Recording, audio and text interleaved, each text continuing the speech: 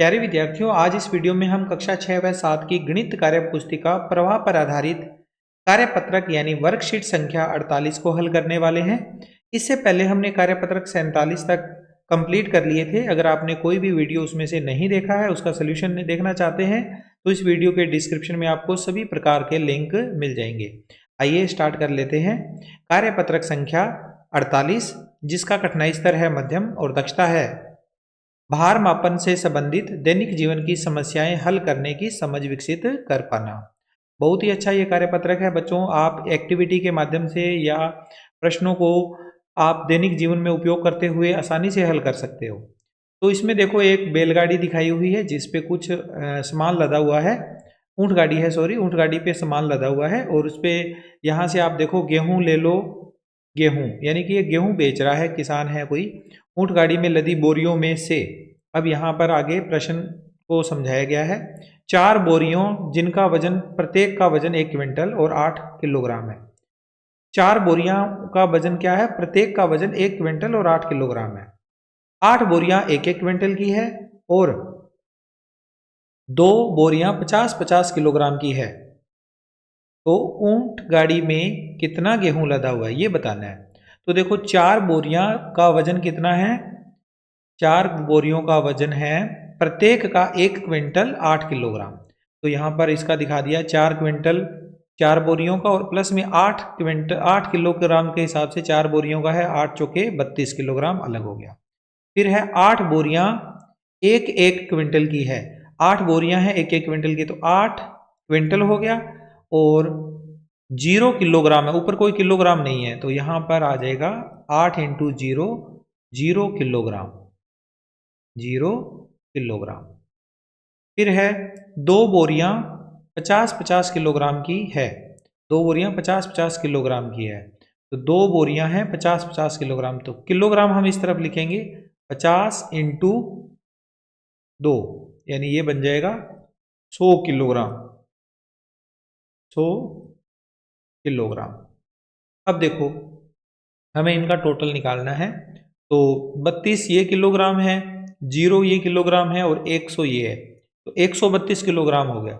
132 kilogram में से हम 32 किलोग्राम यहाँ लिखेंगे और 100 किलोग्राम जो ऊपर था एक्स्ट्रा, वो 1 क्विंटल में बदल जाएगा, यानी 1 क्विंटल 100 किलोग्राम का यहाँ आ जाएगा। 1 और 4 5, 5 और 8 13, 13 क्विंटल, 13 क्विंटल हो गया और 32 किलोग्राम, इतना कुल हो गया। तो यहां पर लिखो 13 क्विंटल,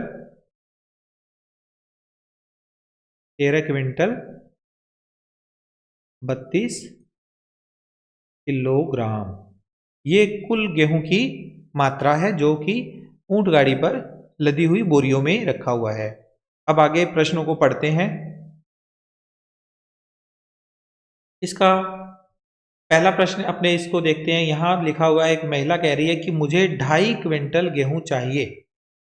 तो कुल गेहूं अपना कितना है? 13 क्विंटल और 32 किलोग्राम है। अब गेहूं दिया कितना? इस महिला को कितना गेहूं चाहिए? 2.5 क्विंटल।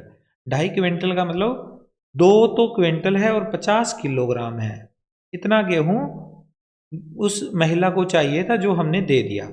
अब इसका घटाव करके गेहूं कितना बचा वो यहाँ लिखना है। तो 2 में से 0 घटाएंगे, घटाव करते हैं हम, किलोग्राम में से किलोग्राम घटाते होते हैं, क्विंटल में से क्विंटल घटाते होते हैं। तो 2 में से 0 घटाया, इकाई अंक को 2 आ गया। 3 में से 5 घटता नहीं है। इधर से हम क्विंटल में से इधर एक हासिल ले लेंगे, तो 132 क्विंटल हो गया। 100 किलोग्राम का इसमें मान बढ़ गया, तो 132 किलोग्राम, यानी यहाँ पर 13 बच गया। 13 में से 5 घटाएंगे तो 8 बच जाएगा। अब यहाँ पर 13 की बजाय अब यहाँ पर 10 रह गया, 12 रह गया, सॉरी। 12 में से 2 घटा दिए तो 10, 10 क्विंटल 82 किलोग्राम। इस महिला को गेहूं देने के बाद हमारे पास गेहूं बच गया 10 क्विंटल 82 किलोग्राम। ओके। अब आगे ये वाला आदमी क्या कह रहा है? मुझे 4 क्विंटल 32 किलोग्राम गेहूं चाहिए। कितना? 4 क्विंटल 32 किलोग्राम। तो पहले तो हम कुल गेहूं की मात्रा लिखते हैं, 10 क्विंटल 82 किलोग्राम, उसमें से 4 क्विंटल गेहूं और 32 किलोग्राम ऊपर है। 4 क्विंटल 32 किलोग्राम इतना गेहूं किसान ने इसको दे दिया। तो शेष कितना बचेगा घटाते हैं, 2 में से 2 माइनस करा 0, 8 में से 3 घटा दिए 5, और यहाँ 10 में से 4 घटाएंगे तो 6 क्विंटल 50 किलोग्राम इतना रह गया गेहूँ। अब आगे सवाल को पढ़ो। यहाँ पर एक थोड़ा हमने को हिंट था कि 2.5 क्विंटल का मतलब क्या होता है, तो 2.5 क्विंटल होता है 2 क्विंटल 50 किलोग्राम। भर दो इसमें, आप लिखना चाहो लिख सकते हो इस तरह से।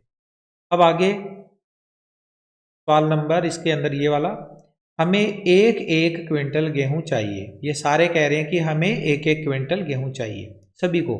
इसको भी 1 क्विंटल चाहिए, इसको भी 1 क्विंटल, इसको भी 1 क्विंटल, सभी को 1 1 क्विंटल चाहिए। तो कितने जने हैं ये, 1 2 3 4 5 6, 6 जने हैं। 6 के 6 जनों को कुल मिलाकर 6 क्विंटल गेहूं चाहिए। तो कुल गेहूं हमारे पास था 6 क्विंटल 50 किलोग्राम।